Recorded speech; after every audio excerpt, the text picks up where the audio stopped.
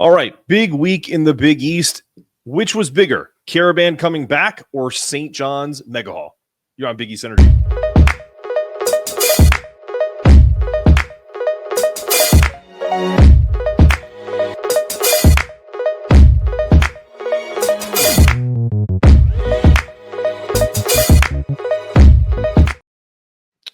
Welcome into Big East Energy Weekly with Casey Matthews and your boy Mark Zanetto here.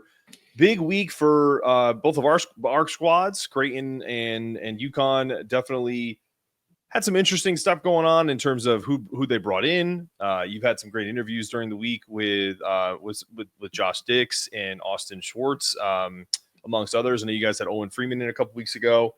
I can't say I'm excited as a UConn fan that St. John's is going portal crazy, but they have done an amazing job bringing in the type of talent that you're going to need to win this league and be a Final Four contender, just like Creighton. But then there's my old faithful, winners of the last three national championships, and not last year's Big East champion, but the year before, bringing back Alex Karaban. So the question of the cold open was, what was a bigger, and we'll throw Creighton into this mix too, because I think that's this triumvirate is basically going to carry the league this year. And then I think there's a lot more involved, and we'll get into how many bids UConn, Connecticut, or the Big East will have this year. What do you think was bigger? Karaban coming back, Creighton's portal infusion, or St. John's Mega Hall? I'm still going to go St. John's. I mean, listen, I know I'm fully prepared to get absolutely murdered by you and your crew of faithful. I sent Torres a message as well because he's talking national championships because of Karaban coming back. Listen, Alex Karaban is a good basketball player. There's no question about it. For me, like, him coming back is not like, oh man, I was really hoping he'd go pro. Like, certainly he's a good player, but like, I mean, look at last year's team.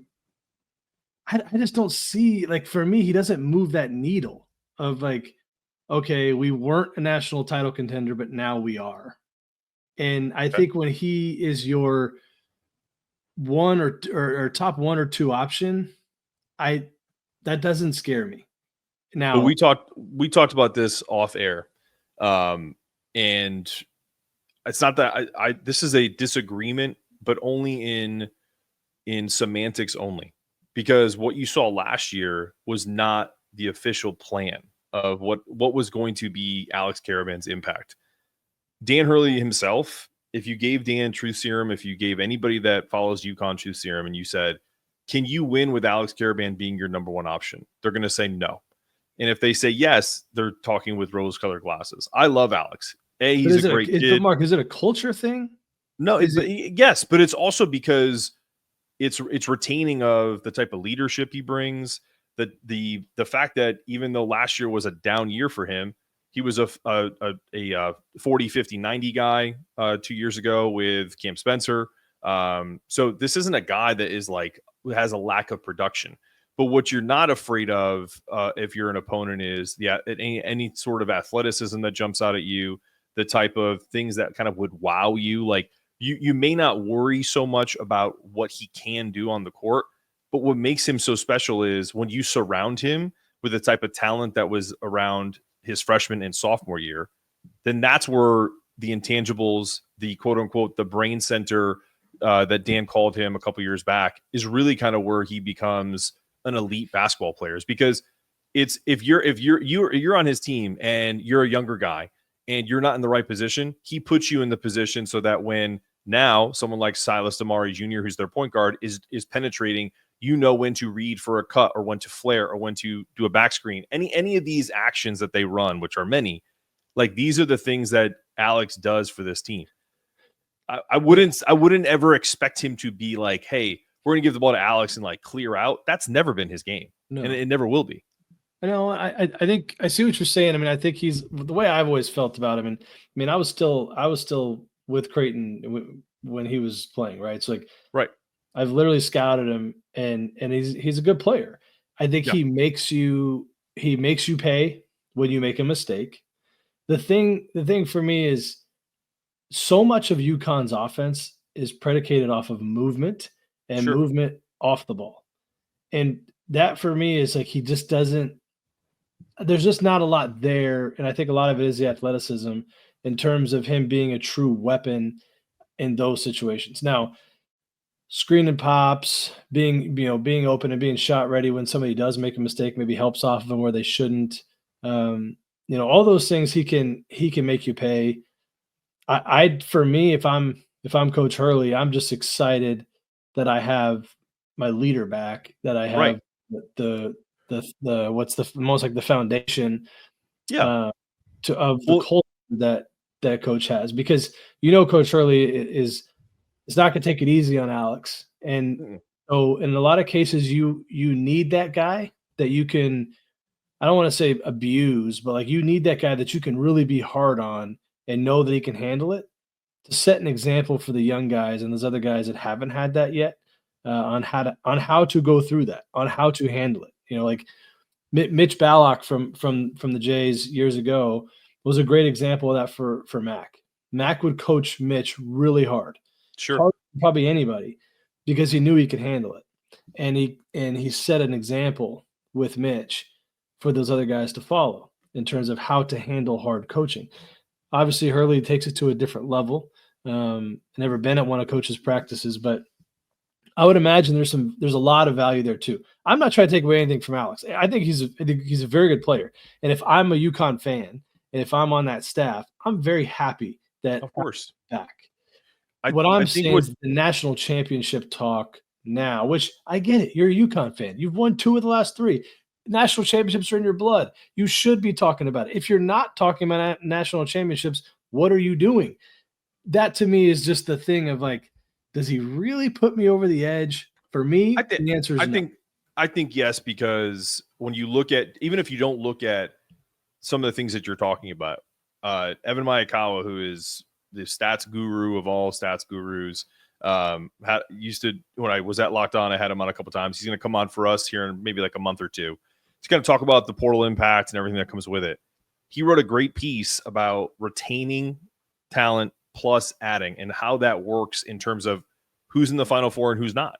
And if you look at UConn now with Alex Karaban, their production goes from, I think, like 39% now to almost 54% of their production is back.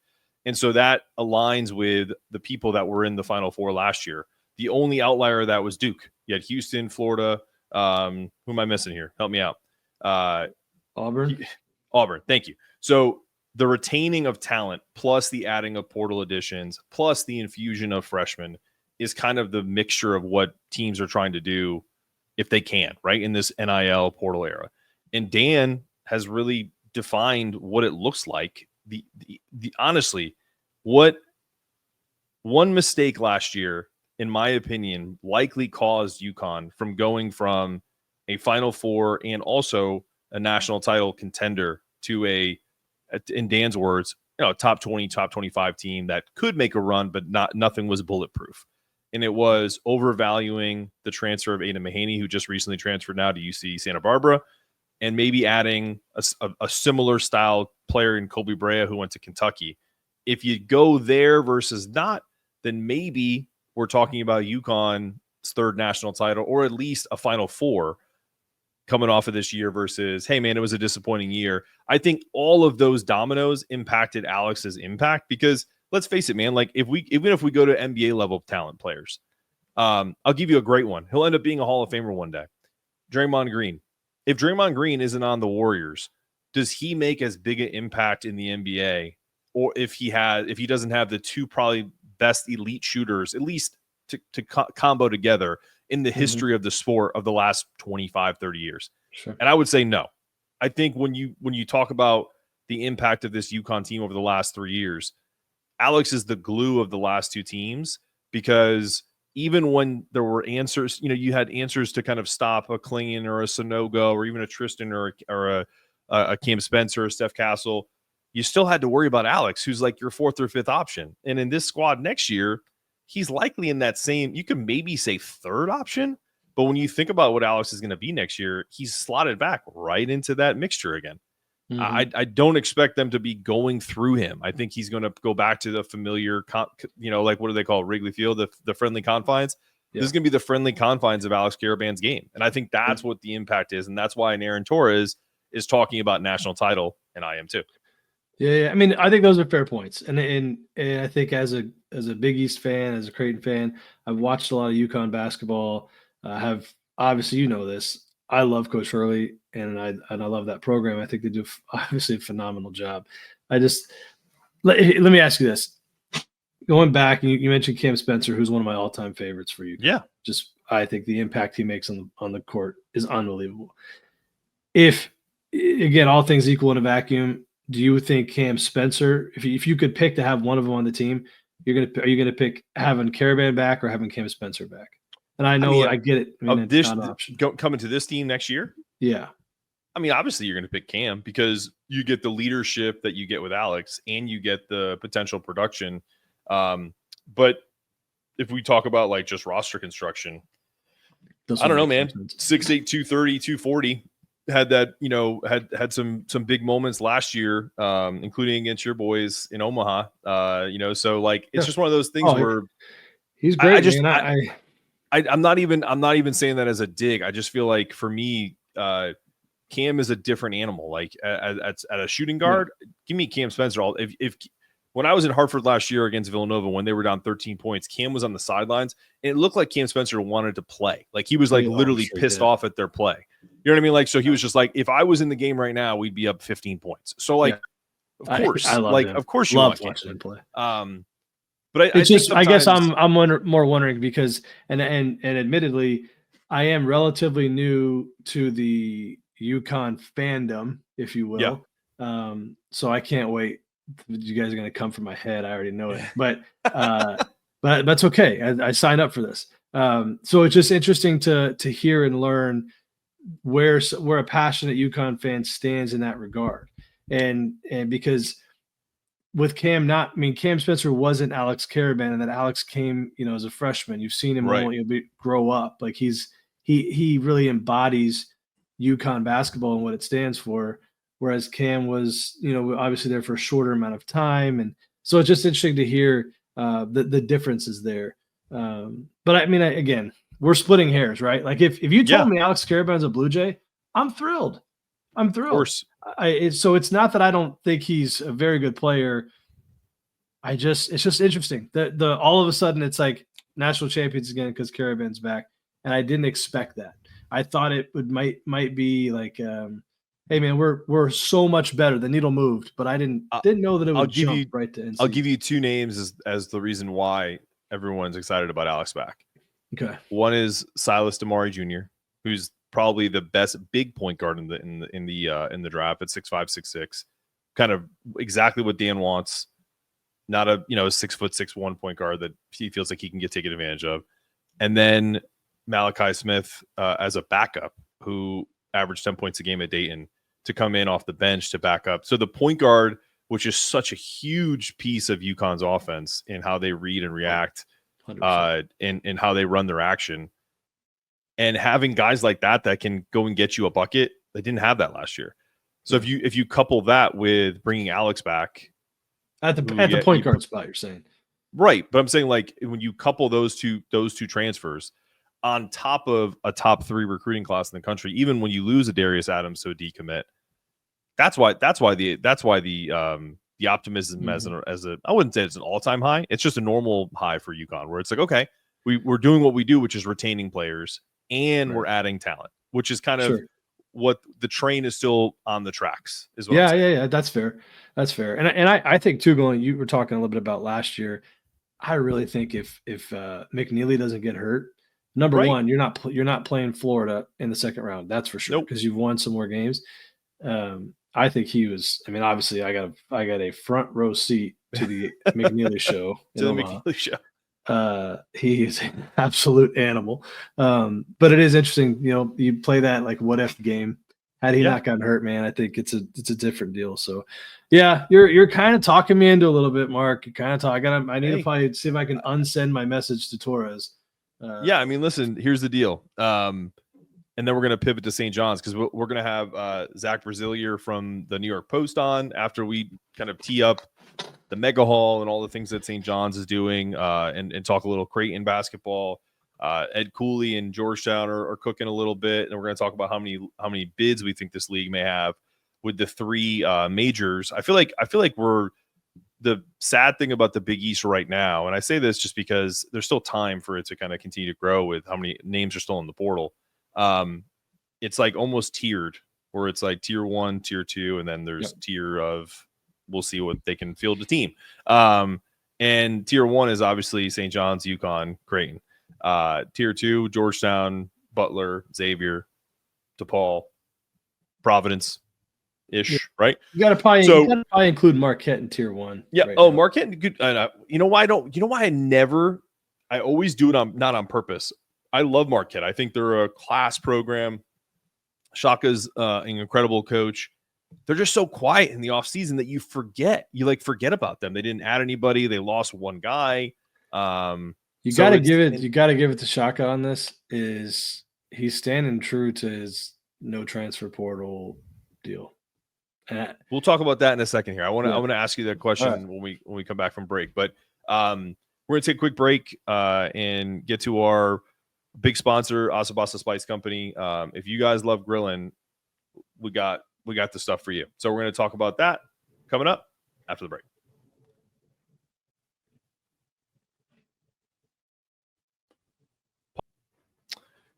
All right, everybody. I know Casey has this because we've talked about this off the air. You know, the moment when you're, firing up your grill and your neighbors are out maybe doing some weeding and they start peeking over the fence and they're like, man, what the hell is that smell? It smells amazing.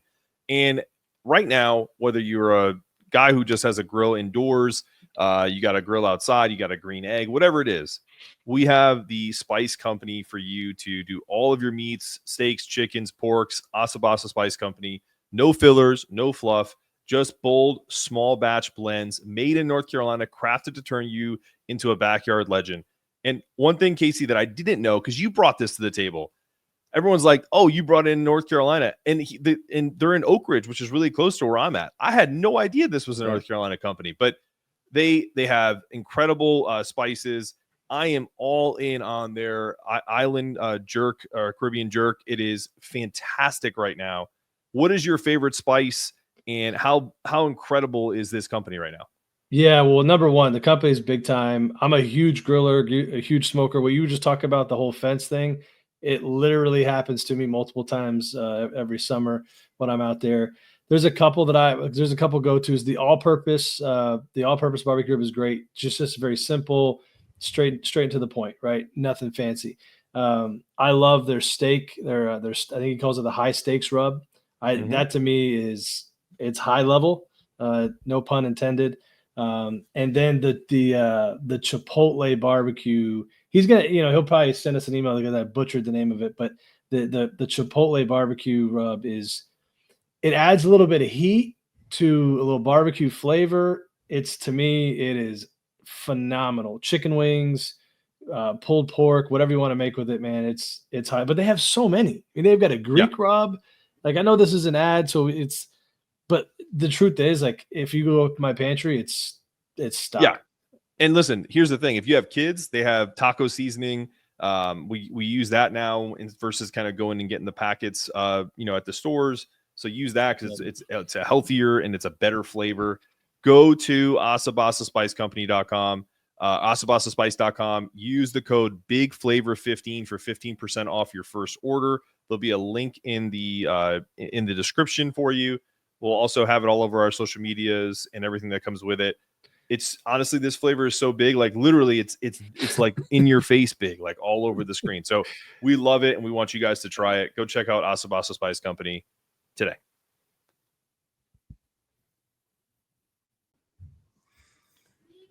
All right. Welcome in Zachary Braziller of the New York Post. Zach, let me ask you this question. Casey and I were having this discussion last week about the Mega Hall, right? And everything that, is all over social media. And the comment I made was it seemed more mega versus Mega Hall. Like, a lot of players just didn't feel like the pieces matched. And then all of a sudden, you get the point guard that you need. Talk to me about what's been the reaction to the point guard that the Johnnies just picked up. Yeah, look, when I first heard about him as a target, you hear Idaho State and and you're like, he's kind of guard depth, is your first thought. But then, talking to people and talking to his staff, but also talking to people who are familiar with him, like he's much better than that. Like, the word that's been used to describe him is pitbull. Like he's, I know he didn't quite work Washington State, but look, as a freshman wasn't quite ready, and then he got hurt his sophomore year, and then their coach leaves, so he transferred down and wanted a major opportunity. It seemed like people think he's going to be a surprise, that he's better than maybe you would think for just not to take a knock on the Big Sky, but for a guy out of that conference. And yeah, look, I think he's going to have a significant role here. I'm not saying he's going to be the starting point guard. I think they're obviously going to try to put the ball in Ian Jackson's hands and see how that looks. But I think you're going to see a lot of Darling and Jackson together. And yeah, I mean, I think I really like the ads of Darling and Dylan Mitchell. To me, like, I think Dylan Mitchell is going to be overlooked a little, but he's, kind of brings what Aaron Scott brought for them last year in terms of defensive versatility. He's a better athlete than Aaron, who I thought was a pretty good athlete. But he, kind of balances out. They brought in all these offensive guys. Now you bring in a point guard, you bring in a defensive forward who really rebounds. So like, I like the way they finished this class, where like they brought in kind of balance, and after bringing so many offensive guys early. For sure. It's interesting you're saying that, Zach, because I mean, as I look at that roster, I mean, Mark and I talked about it, and you read the comments from Coach Pitino about the next great point guard in New York, and being Ian, and it just didn't feel like that was the way they needed to go if they wanted to be able to maximize the talent that they have on the roster. When you're playing out of position, you can't play your full game and realize everything that you're capable of. When they signed Dylan Darling, I was laughing because it was right after Mark and I had recorded that episode. It's like a couple hours. And I was like, yep. I mean, it makes perfect sense, because I look at him as more of like a table setter for these other guys, and somebody that can get the offense going, can move the ball, and is going to be in the right spots at the right times, can deliver the ball. He's got a good assist to turnover ratio, can shoot it. He's going to really stretch the floor and keep the floor spaced for some of these athletes to be able to get out and move in space. And so what I'm curious from your angle is like at the wing spots, how does that fit together? Because you do have some ball dominant players. But then you have a Dylan Mitchell who you really probably don't want to be ball dominant at all. But how does this also impact Zuby and his development in the post?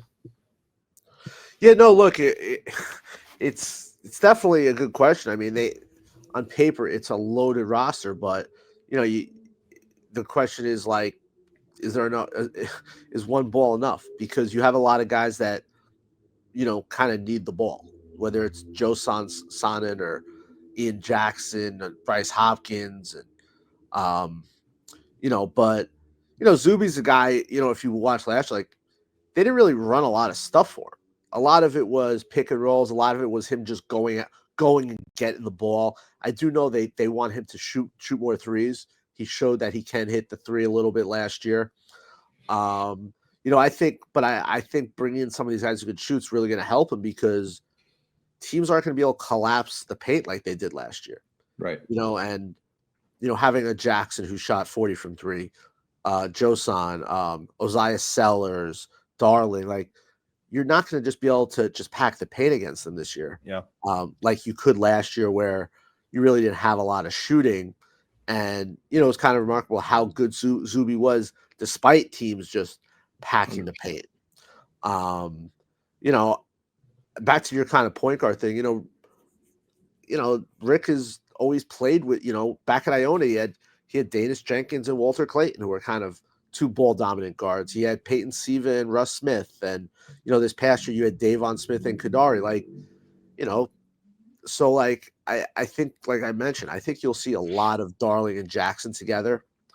And, they have some guys who, Ozias Sellers doesn't really need the ball. He's a guy who stretches the floor and shoots the three and, can do some things off the dribble, but he doesn't, need the ball. Dylan Jackson's a guy who doesn't necessarily need the ball. Zuby's a guy that doesn't really need the ball. I'll be interested to see what Bryce Hopkins looks like. Hasn't played a ton, but everyone says he's healthy and looks great. Just from, people who are around Providence in February and March.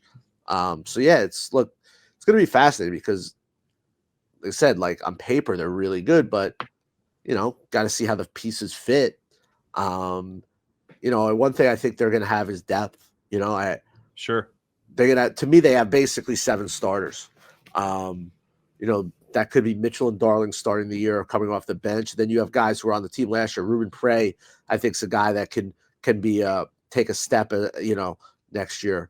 So they had, to me, they're a team that's going to be able to go legit 10 deep, where last year they're really maybe 7, maybe 8. And I think that's something that really helped them too. Question following up that question around, not say the point guard, but how things fit. Do you think, and maybe you know this because obviously you cover them closely, has Pitino talked about the buy-in of these players? Not necessarily what they're making on NIL. I don't mean that, because I know it's considerable, because you guys have the vitamin water backing, which is great for St. John's, and actually it's great for the Big East, right? What I'm curious more is, we talked about, is there enough of a ball to go around for all these guys that want to score? Do you think part of the pitch was, look, you come play for me? Obviously, he's a Hall of Famer, 2-time national champion. And to me, it's more about, if you're going to create this like super team or this mega hall roster, you're not, obviously, these guys aren't coming in thinking they're all going to average 20 points. So there had to have been some kind of give and take. Do you think that's part of the pitch that Rick gave, is like, come play for a team that, we definitely are going to be in the mix for a Big East championship. We're going to be in the mix for a Final Four and a national title. And that helps you as a professional too. Like, people want to know that you're a part of a winning ball club. They don't want to see selfish players and that end up going to the pros. Yeah. I mean, look, there were some similarities. Now, they didn't bring in as many guys last year, but there's some similarities where they brought in Kadari Richmond, who was a star at Seton Hall. They brought in Davon Smith, who was used to having the ball in his hands all the time. They brought in Aaron Scott, who, his shots went down coming from North Texas to St. John's. And, it's going to be what he said his whole career, that, I mean, he has a quote where, about how, like, if you play for the name on the front, the name on the back will prosper. And he's going to use that. And he's going to use, telling Ian Jackson, like, look, in the NBA, you're not going to be a 25-point a game scorer. You're going to need to be able to play with other really good players and be a kind of a distributor. And, the same thing with Joe Sonsanen, who people think has a chance to be an NBA player. So, yeah, I mean, that's, to me, is going to be a key, is getting these guys to play together. Because, these guys are obviously, a lot of these guys are used to taking a ton of shots. And, to me, the best thing about it is your best player. And I know some of these guys have big names. Their best player is Zuby Ejiofor. Let's not get this confused. Zuby Ejiofor was the MVP of their team last year. I know RJ Lewis was the Big East Player of the Year. I was watching this team all year. Zuby Ejiofor was their best player. Zuby Ejiofor's on-off numbers were ridiculous. I think they were something like plus 21 or so per 100 possessions when he was on the floor, and then the number was like a sixth of that when he was off the floor. He does so much. He plays so hard. He's only getting more talented, and he is a world-class person. He's not just a great player. He's everyone loves the guy. And that, to me, is where I think, he was like the host for a lot of these guys who came on visits. And that's one area that I think will help, is the best player is selfless. He doesn't have an ego. And I think that's one thing that will really help, that the star guy, the guy who was an all Big East first team selection, will not be complaining about shots. That's just not who he is. He's not going to be complaining, as long as they're winning, and I expect them to do a lot of winning with this roster. He's the leader of the team. He's going to be the captain. So I think that's one key thing is you're bringing a lot of new guys, probably guys with egos, but there's no question who's going to be the leader of this team. And when you say that, is how much of that is also supported by Coach Pitino? I mean, he's obviously a great player and has such a great presence about him, but your head coach also kind of has to, I can think, especially at first, help you establish yourself as that leader off the court, and then help you on the court as well, right? Put you in those positions to assert yourself as the leader. Do you think that's a strength of his or not in terms of identifying who that person can be and helping them get there? Yeah, I mean, look, Rick's into horses. He actually has named one of his horses Zuby. No way. Yeah, he's the horse only 2, so he hasn't started racing yet. But that'll tell you what he thinks of the kid. That's funny. But yeah, look, it was interesting last year because coming in, the major question, besides shooting, the major question I had with St. John's was who's the center? Zuby it was the backup his first year at St. John's, and they brought in Vincey with Chukwu. And Zuby, everyone said, was having a great summer and off season, and they played Rutgers in exhibition. He was great. He killed them. I think he had 26 and 13. And you're like, wow, this guy looks great. And then the first 3 or 4 games, he didn't play well at all. And these are bye games against teams he should dominate. He just looked very unsure of himself, adjusting this new role. And Pitino actually brought him off the bench. I think it was their third or fourth game of the year. And you're kind of wondering, how's he going to react to this? And from that point on, he was awesome. I think the next game, he outplayed Nelly Jr. Joseph at the Garden in New Mexico. And just from there, just took off and was just incredible. So, he knows what it's like to play for Pitino. He knows he's going to test guys. And look, they also have, like I mentioned, they have a few other returners, guys who came off the bench and played. Ruben Prey, Sadiku had been Ayo, who was one of their top reserves. He's been with Pitino since Iona. And, that's important because playing for Pitino is not easy. Right. He's going to play mind games. He's going to do stuff to challenge guys and to push guys. And look, a lot of these guys are here for that reason. Ian Jackson said it, his people said it, they wanted someone who was going to push him and get the most out of him and challenge him. And Pitino's going to do that. But I think it really helps when you have players who've been with him, who know, we always hear from players say it's not how he says it, it's what he's saying. And that's one thing that's one thing that guys have to get used to is, he can be very critical and say it in a demonstrative manner, but it's to make the guy better. And having guys who've been through that, I think really will help them. What do you know about, because tell me what you've learned about, I'm not going to say his name because I'm awful with butchering names. If you've been able to master his name already, the Austrian sharpshooter, Stojanovic, is that how you say it? Erman? Yeah, I'm going to call him Erman. Okay, Erman.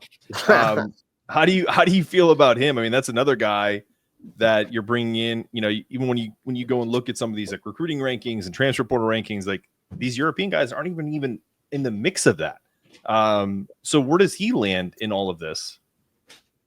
I think he's a specialist more this year. He's a 6'8" guy who can really shoot. He's put up really good numbers overseas. Pitino's really high on him, but look, they got a lot of guys. I mean, the way it's been described to me is maybe his second year he could have a major role, but you're probably his first season is looking at more of a specialist. A guy who can come in and knock down shots. You see a zone, you throw him in there. Not going to hurt you too much defensively. Does have good size. Good ball skills too. Yeah. I mean, look, I'm not saying he's not going to have a role. I just, is he going to play over Dylan Mitchell? Is he going to play over Oziah Sellers, Ruben Prey? I don't know if I could see that this year. I like Ruben Bray a lot. I think he has a chance he's a to good be really player. good. He's versatile defensively. The offense will get better. He'll have a full year here.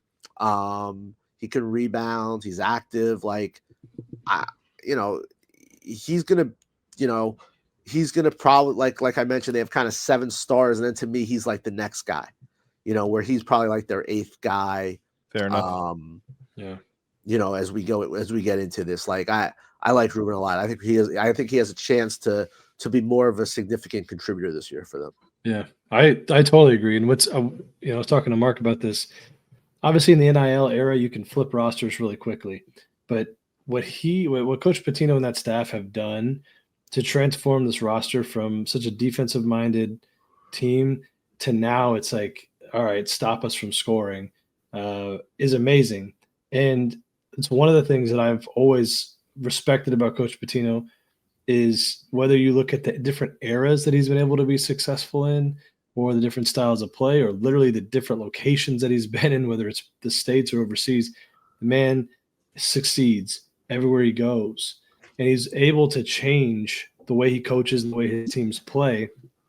What I'm interested is from the fans' perspective is, I'm not a New Yorker, but I know enough about New Yorkers and how tough they are and how much they embrace that toughness. This team looks like it's being built to be more of an offensive first team.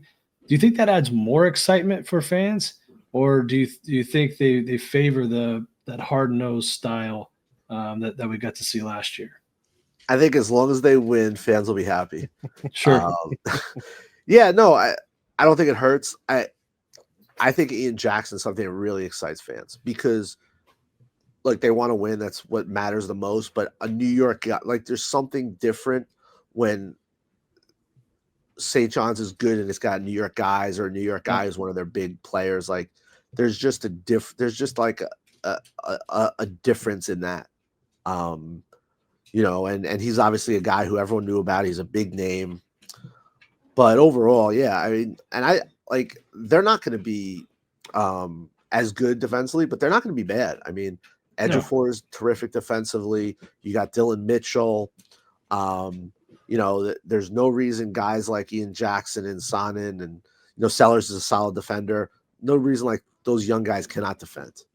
They're super athletic. He's going to get them to play defense. I'm not saying they're going to be locked down, but he'll get guys like that to defend.